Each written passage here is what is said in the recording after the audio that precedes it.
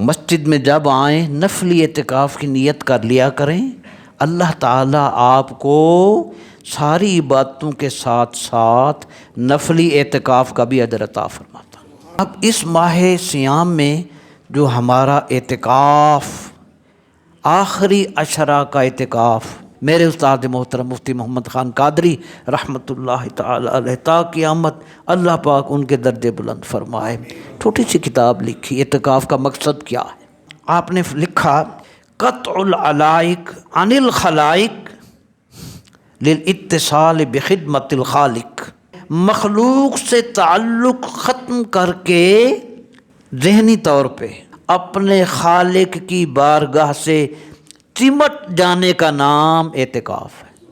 ایک بزرگ مسجد میں اعتکاف میں بیٹھتے، لوگ کہتے آپ کو ڈر نہیں لگتا؟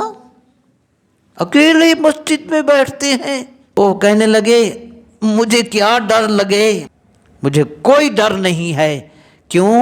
وَهُوَ يَقُولُ أَنَا جَلِيسُ مَنْ ذَكَرَنِي، میرا اللہ خود فرماتا ہے جو مجھے یاد کرتا ہے میں خود اس کا ہم نشیں ہوتا ہوں، میں اس کے ساتھ بیٹھا ہوا ہوتا ہوں، تو جب وہ میرے ساتھ ہے ڈر کی کیا ضرورت۔ فرمایا ہم غافل بندے دنیا کی حرص میں گرفتار ہیں، اگر ان چند دنوں میں اگر اللہ نے ہمیں بلا لیا ہے تو پھر ایک لمحہ بھی ہم ضائع نہ کریں اور اپنے رب کی طرف متوجہ ہو کر یہ 10 دن گزاریں۔